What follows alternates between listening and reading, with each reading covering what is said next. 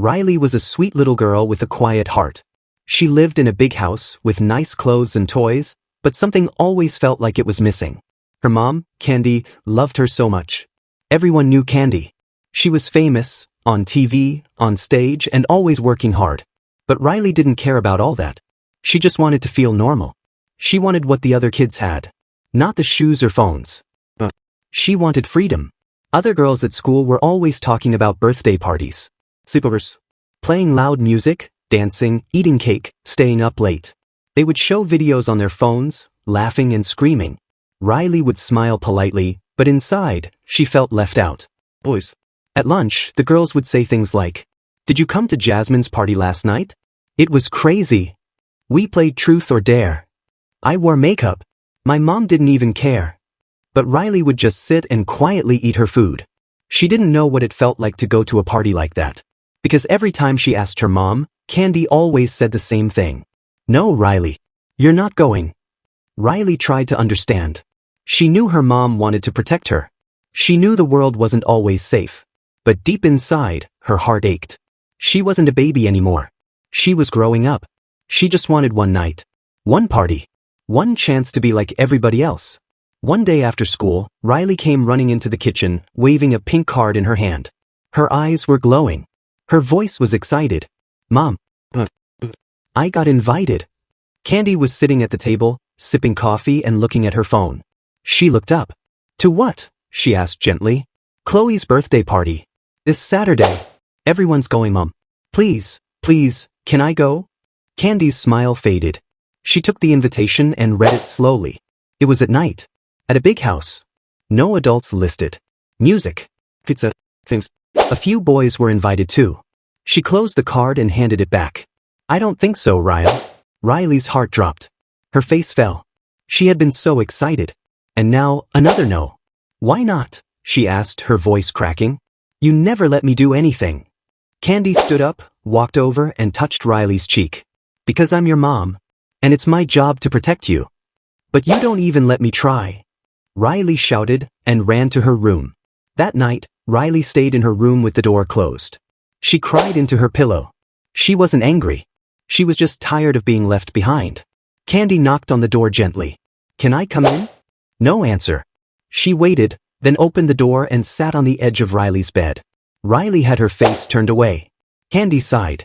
"Riley, I know you think I'm being mean, but you don't understand how the world works. There are things out there I don't want touching you. I need to keep you safe." Riley turned slowly and looked at her mom. Her face was red and puffy from crying. "Just this once," she whispered. "Please. I'll be careful. I won't talk to anyone I don't know. I'll stay near my friends. I promise." Kandi looked at her daughter's eyes, full of hope, full of trust. And for the first time in a long time, she felt her heart soften. "Okay," Kandi said finally. "But only this once. And I'll be dropping you off and picking you up myself. Do you understand?" Riley gasped. "Really?" Kandi nodded. Riley jumped up and hugged her mom tight. "Thank you. Thank you. Thank you." But Kandi still felt nervous. Her heart whispered warnings. But her daughter's eyes were full of joy. And so, she let her go. Saturday came faster than Riley expected. She picked out her best jeans, her favorite glittery top, and brushed her hair 3 times. She looked in the mirror and smiled. For the first time, she felt like one of the girls. Kandi walked in. "You look beautiful." Riley blushed. "Thanks, Mom." But then Kandi turned serious. "Riley, I need you to listen. Really listen." Riley nodded. Kandi sat down. "If you ever feel weird, or if someone comes too close, or if anything makes you feel uncomfortable, you leave, okay? You call me. You don't stay quiet. Do you understand?" Riley nodded again, more slowly this time. "I'll be careful," she whispered. Kandi gave her a kiss on the forehead. "Good girl." The car ride was full of music and small talk. Riley talked about school. About her friend Chloe. The decorations she heard were going to be pink and gold. But Kandi's hand stayed tight on the wheel. She had a strange feeling in her chest. A mother's worry. A whisper she couldn't shake. But she smiled for Riley. At 7 p.m. sharp, they pulled up to the house. Music thumped from inside. Laughter. Shouting. Bright lights. Riley stepped out of the car. "Call me if you need me," Kandi said. "I will," Riley promised. And then she walked toward the front door, not knowing what was waiting inside. Riley stood at the front door of the big house. She took a deep breath. The music was loud. The kids were laughing. Colorful lights blinked through the windows. She looked back once. Her mom's car had already turned the corner. She was on her own now. The door opened fast. "Riley, you came!" Chloe shouted. She was wearing a pink dress and glitter in her hair. Riley smiled.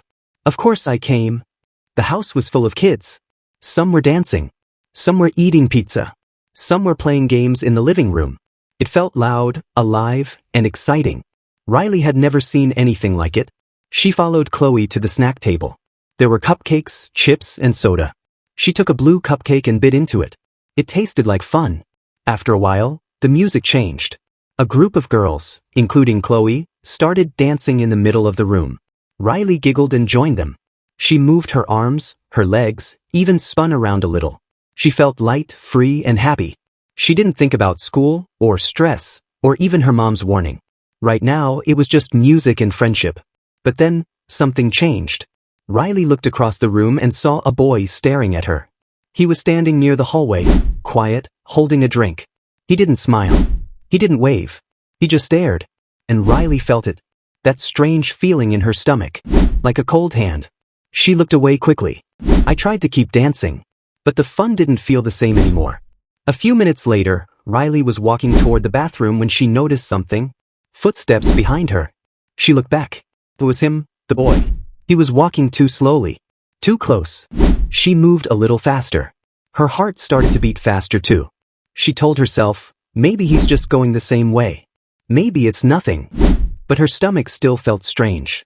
She turned into the hallway where the bathroom was. It was empty and quiet. Just a few coats hanging. A low light above. She reached the bathroom door and turned the handle. But someone was inside. She stood waiting. And then, she heard it. His voice. "Hey," the boy said. Riley turned slowly. "Hi," she replied, her voice small. "You're new. Never seen you here before." She tried to smile politely. "It's my first party." The boy stepped closer. Too close. Riley backed up, her back hitting the wall. Something inside her whispered, "Move. Now." But she didn't know what to do. Riley's whole body froze. She couldn't move. She couldn't speak. Everything went quiet inside her head. Was this happening? Was this her fault? She felt scared, dirty, trapped. But her feet wouldn't move. Her voice wouldn't work. The boy leaned in, said something she didn't even hear. Then he walked away. Just like that. Like nothing happened. Like she didn't matter. "You look pretty," the boy said. "Thanks," Riley whispered. He reached out, like he was going to touch her hair. She pulled her head away. He smiled, but not a kind smile. And then, he touched her. Not her hand. Not her arm. Somewhere else. Somewhere she didn't want to be touched. The bathroom door opened. Another girl came out. Riley stepped in, shut the door behind her. She locked it. And she cried. Not loud. Not wild. Just soft, quiet tears that fell onto her hands. She didn't know what to call it. She didn't know what to do. She washed her hands even though they weren't dirty. She looked at herself in the mirror. Her eyes looked different. Like something had changed. She walked back out slowly. Back to the party. Back to the music. But this time she didn't laugh. She didn't dance. She didn't eat. She sat on the couch in the corner, looking at her phone, waiting for her mom. When Kandi arrived, Riley got in the car and buckled her seatbelt. "How was it?" Kandi asked with a smile. Riley paused. She gave the same fake smile she'd practiced in the mirror. It was fine. Kandi didn't see anything wrong. Not yet. Riley looked out the window the whole ride home and said nothing more. That night, Riley couldn't sleep. She lay in her bed, eyes wide open, staring at the ceiling. Her heart was still beating fast. The boy's face kept coming into her mind. His voice. His hand. That moment. She pulled the blanket up over her head, as if hiding could make it all go away. But it didn't. In the morning, Kandi made breakfast like always. "Pancakes or eggs?" she asked. Riley didn't answer. She just sat at the table, quiet, staring at nothing. Kandi placed the plate in front of her. "Everything okay, baby?" Riley nodded. "Yeah." But inside, she was not okay. Not even close. For the next few days, Riley said very little. She didn't play. She didn't smile. She didn't sing while brushing her teeth like she used to. She didn't even want to go to school. She told her mom her stomach hurt. Kandi looked at her, concerned. Are you sure you're not sick? I'm just tired, Riley whispered. But this wasn't tiring. This was something else. Something deeper. Something darker. For the next few days, Riley said very little. She didn't play. She didn't smile. She didn't sing while brushing her teeth like she used to. She didn't even want to go to school. She told her mom her stomach hurt. Kandi looked at her, concerned. Are you sure you're not sick? I'm just tired, Riley whispered. But this wasn't tiring. This was something else. Something deeper. Something darker. Baby, Kandi said gently, I know something's not right. You're not eating much. You don't want to go to school. You're quiet all the time. Riley stayed silent. You don't have to be scared of me, Kandi said. You know I love you, right? Riley nodded slowly. Kandi took a deep breath. Did something happen at the party? Riley froze. Her throat felt tight. Her eyes filled with tears. She nodded again. This time, Kandi didn't say anything. She just opened her arms. And Riley crawled into them. And cried. It took a few minutes before Riley could speak. But then, in a very quiet voice, she said, A boy touched me. Kandi's eyes widened. She didn't say a word. She didn't panic. She just held her daughter tighter. Riley continued, still crying. I was near the bathroom. He followed me. He touched me in a place he shouldn't have. Kandi's heart felt like it had stopped. But she didn't scream. She didn't cry. Because right now, Riley needed to feel safe. It wasn't your fault, Kandi said firmly. Do you hear me? Fault. Riley sniffled. But I didn't stop him. Because you were scared. And that's okay. You did nothing wrong.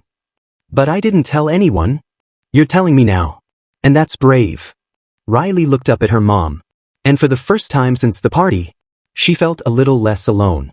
Kandi kept Riley home from school the next day. They stayed on the couch together. Watched cartoons. I talked softly. Kandi told her, what happened to you was not okay. And we're going to deal with it. Together. She promised Riley that no one would hurt her again. That she would always be safe now. That her voice mattered. And slowly, Riley started to believe her. Later that night, Kandi made a phone call.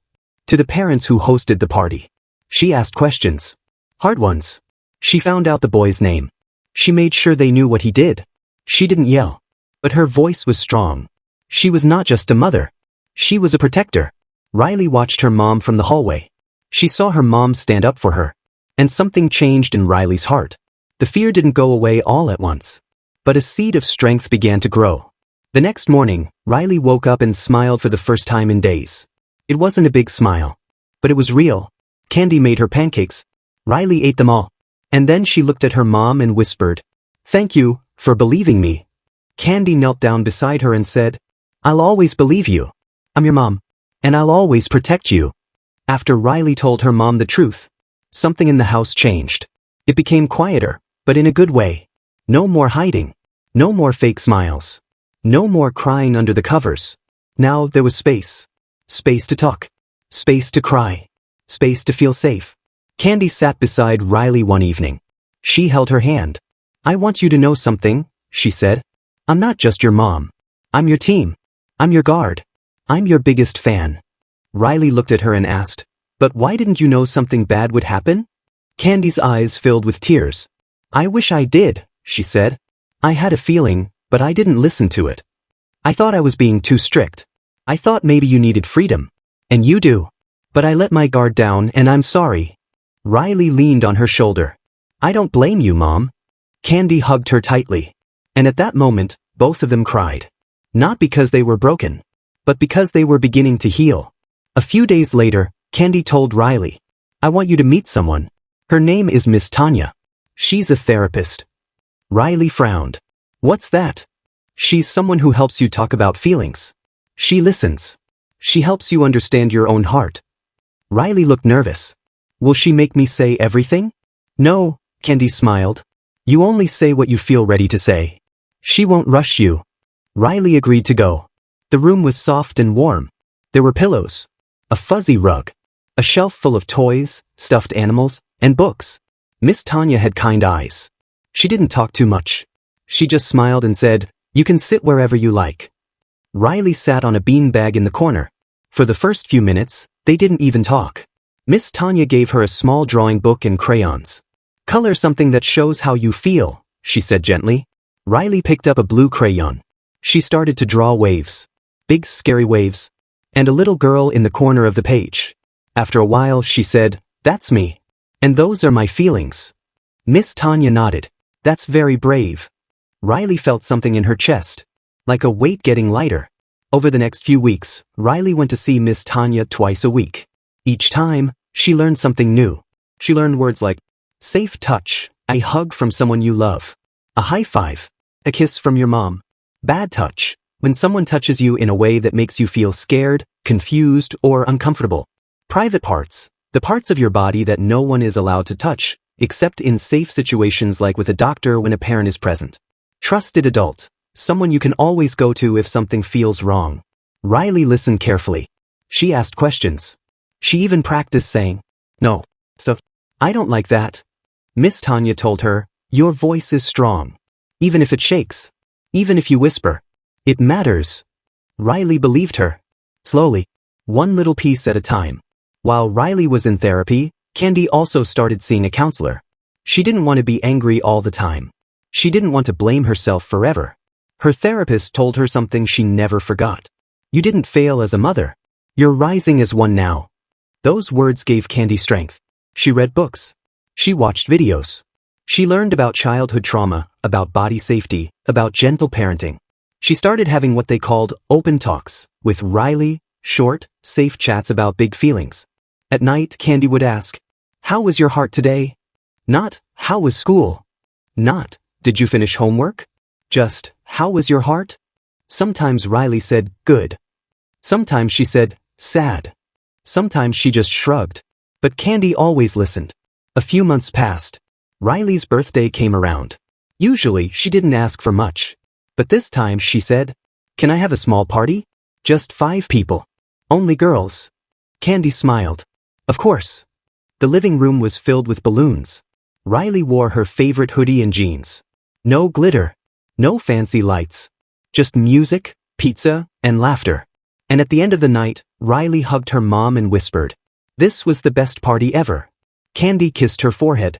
"Because you felt safe?" Riley nodded. "Yes." And loved.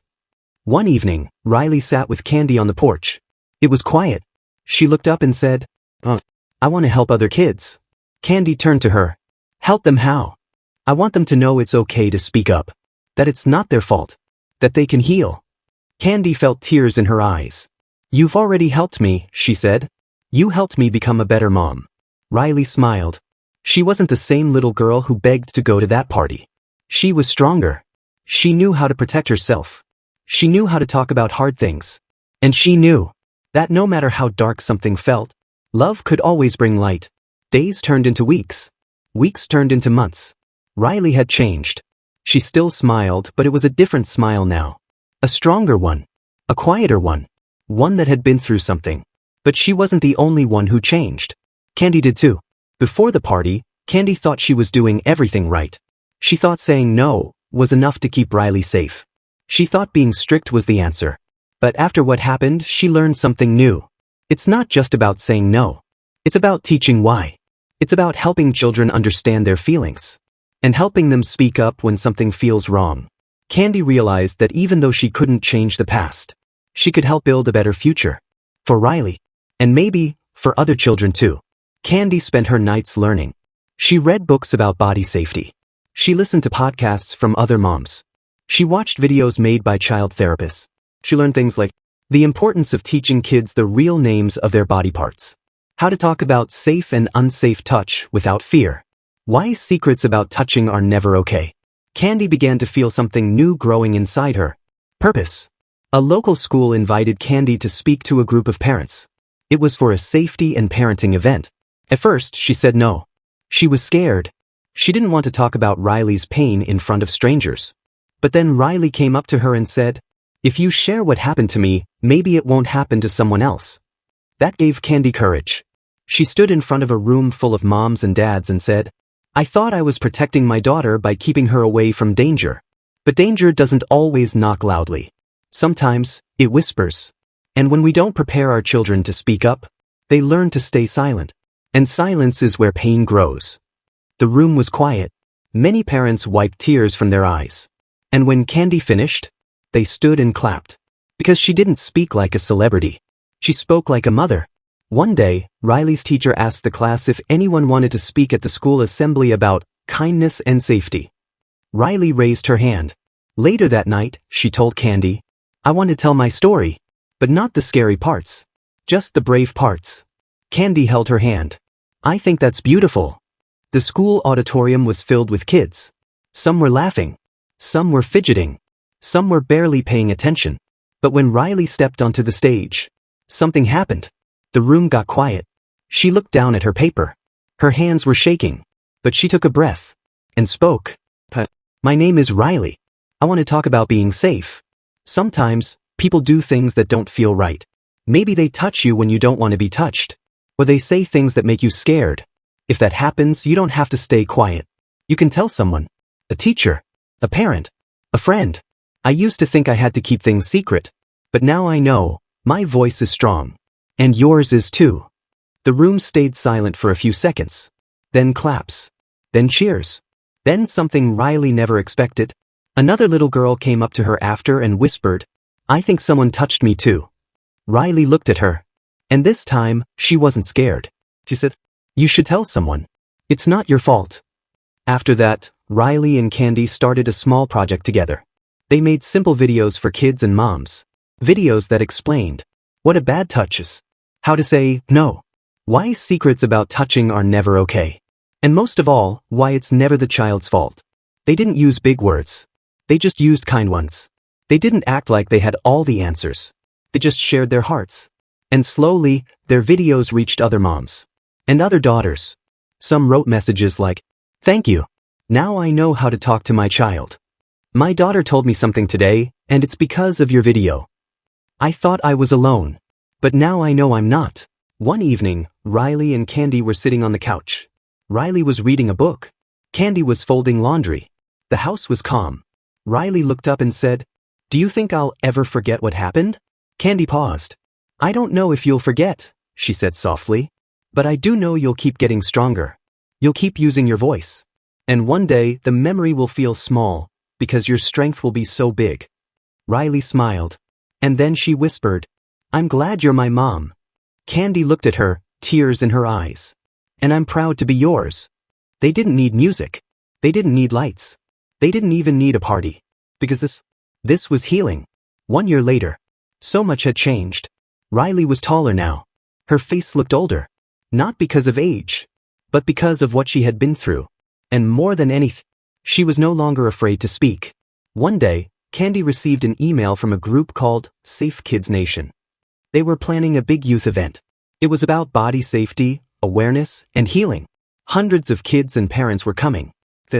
Would Riley like to speak? Kandi showed the email to her daughter. Riley stared at it for a long time, then looked up and said, "Yes, I'm ready now." The room was huge. There were bright lights, a tall stage, and rows of chairs. Kandi sat in the front row. She watched her daughter step up to the microphone. Small hands, steady voice, heart full of courage. Riley looked out at the crowd. She could see kids her age. Younger ones. Parents. Teachers. Some were already wiping tears from their eyes. And she hadn't even started speaking yet. She took a deep breath and began. "Hi. My name is Riley Burruss. I used to think that if I stayed quiet, the pain would go away. But it didn't. It stayed inside me. One day, I told my mom. And that day, my healing began. I learned that it's okay to speak up. Even if your voice shakes. Even if you're scared. If someone touches you in a way that feels wrong, it is not your fault. There is always someone who will believe you. There is always someone who will love you. That's why I'm here today. To tell you, you are not alone. And your voice matters." For a few seconds, no one moved. Claps. Loud, steady riff. Some kids stood up. Some parents wiped their eyes. Some people just held the hands of the ones they loved. Kandi had tears streaming down her face. But this time, they weren't from pain. They were from pride. She looked at her daughter and whispered under her breath, "That's my girl." After the event, Riley was surrounded by people. The kids hugged her. Parents thanked her. One little boy, about 7 years old, looked up and said, "I think I need to tell my mom something." Riley bent down and said, "That's very brave. You should." Later that night back at home, Kandi asked, "Are you okay?" Riley nodded, then smiled. "I'm more than okay. I'm free." From that day on, Riley and Kandi made it their mission to help others. Not through fame, not for followers, but because they knew one voice can change a life, and love can heal anything. They created a small book for schools and parents. It had pictures, easy words, simple messages, things like, "Your body belongs to you. No one can touch you without permission. If someone hurts you, tell someone safe. You are never to blame. You are loved." Life went back to being calm. Riley still had school, homework, TV shows, pizza nights with her mom. But inside, she was different. She didn't feel small anymore. She didn't feel broken. She felt strong. One night before bed, she asked, "Do you think I'll always remember what happened?" Kandi sat beside her. "Maybe," she said softly, "but the memory won't hurt you like it used to. Because now, you're not scared of it. You faced it. You turned it into something beautiful." Riley lay in bed that night, looking up at the stars outside her window. She whispered to herself, "I am not what happened to me. I am what I choose to become." And with that, she closed her eyes, took a deep breath, and slept peacefully. To every child, your voice matters. You are never to blame. Speak up. Be heard. You are loved. To every parent, teach early. Listen closely. Love loudly. One talk could change everything.